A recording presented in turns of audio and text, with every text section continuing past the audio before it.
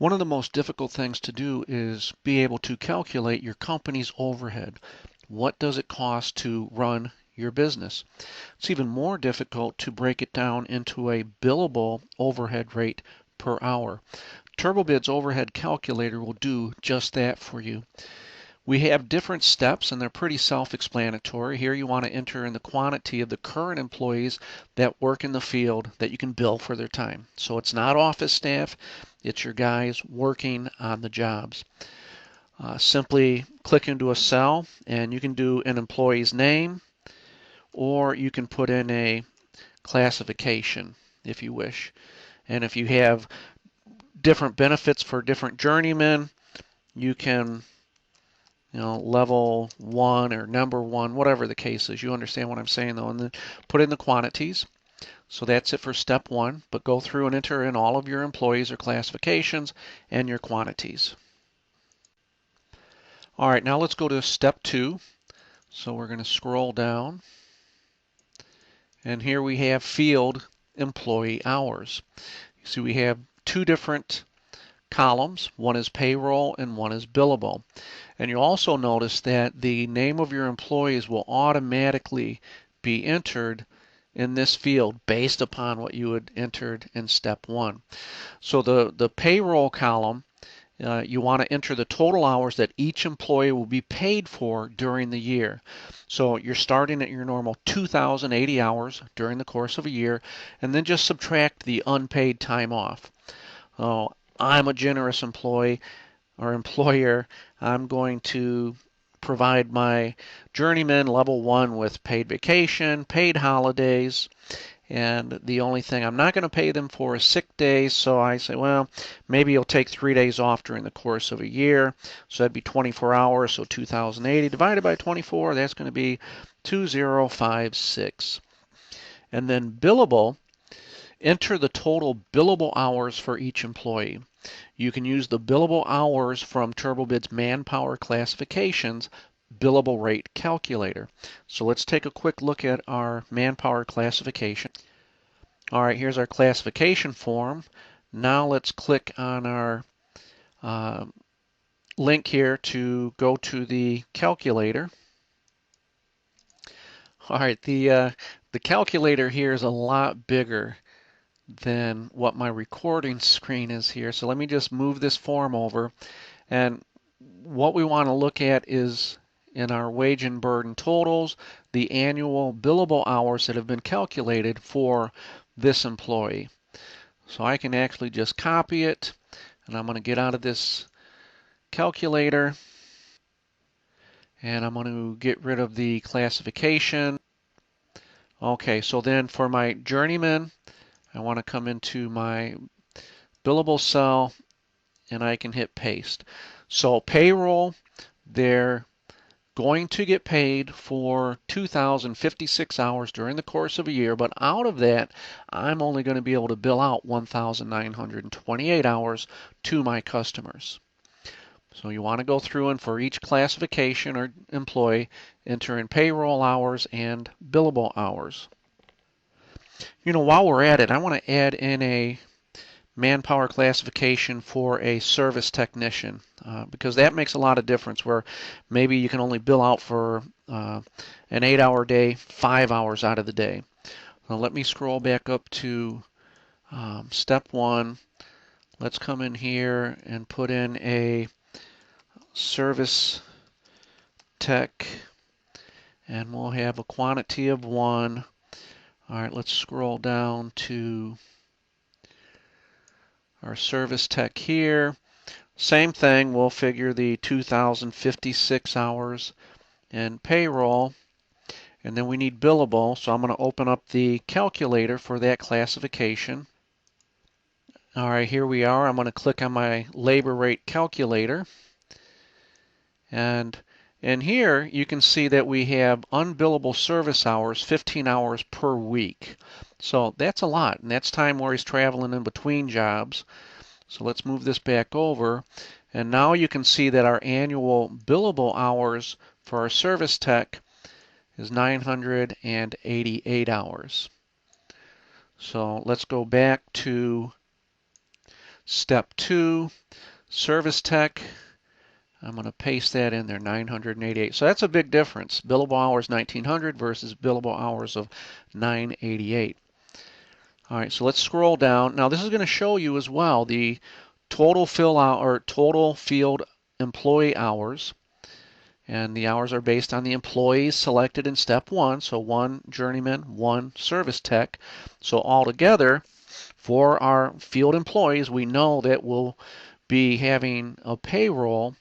And here we're going to have a payroll of 4,112 hours per year, and we'll be able to bill out 2916 per year. So let's scroll down to step 3, field employee hours. We have annual and we have billable, billable per week. So annual, enter the total hours that each employee will actually work during the year. Start at 2,080 and subtract all time off, regardless if they're paid or not. So once again, I can go back to my calculator to see what that might be. So let me go there. All right, here we are again, labor rate calculator. Now, what I want to take a look at here, so this employee, I've got 80 hours, 48 hours for holidays, sick or personal day, 24 hours, and then company meetings and training and education. Well, they're going to be working for us, but they're actually not going to be in the field, so those don't count. So basically, we're starting at the 2,080 and we're subtracting these hours. Okay? So I can actually bring out my calculator, start at 2,080 minus 80 for vacation, minus 48 for holidays, and minus 24 for sick days. So I'm at 1928. All right, let me close this down. Let's close that. Let's get rid of this.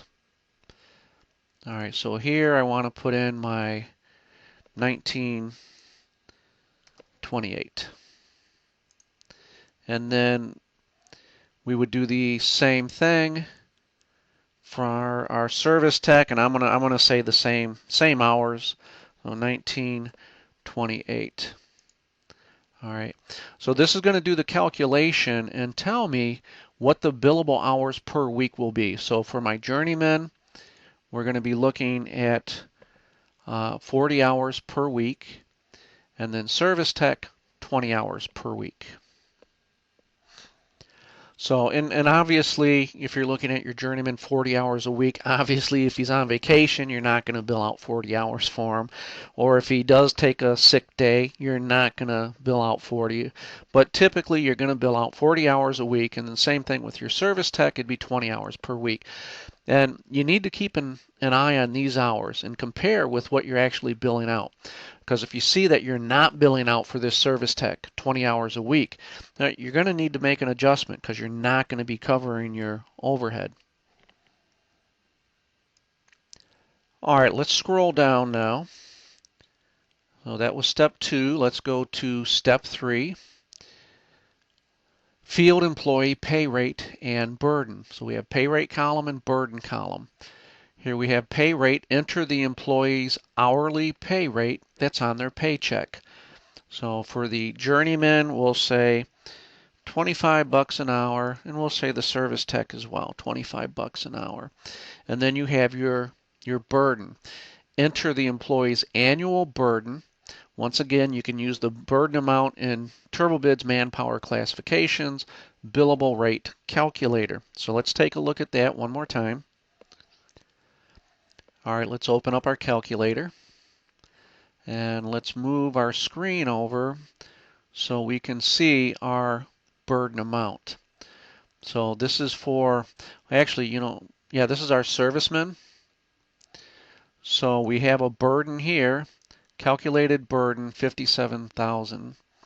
Let's copy that, X out of that, get rid of, and let's come into our service tech And we'll paste this in, but we don't need this stuff here. Let's get this out. Okay, so 57,547. Then we would do the same thing with our journeyman. Just to save time, I'm just going to put in, we'll say, $35,000. All right, so that's step 3. All right, let's go to step 4. So we'll scroll down. Now here you're going to enter in your overhead expenses. What does it cost to run your business? And we have different categories. So office staff, and that's going to be your payroll for your office staff. And any of these, even though we have a name entered in, you can come in here and put in your own name as well right on top of it. They're not locked. So that's up to you. But one thing to notice here is that you also want to account for the burden for your office staff. So make sure that that's including that. And I'm just going to scroll through here. So we have vehicle expenses, we have advertising, we have benefits for the office staff and owner, we have physical business location, financial, insurance. It's very detailed, and that's what you need. IT, legal, miscellaneous, office expenses, owner salary. If you're not working with the tools, or if you want to put in, split it between, you would do that as well. So you have office salary, or I'm sorry, that would be owner salary. You have taxes. You can account for tools in here if you wish. You can also account for tools in the estimate, and that's typically what I'll do, just do a small percentage on your tools tab. Training, account for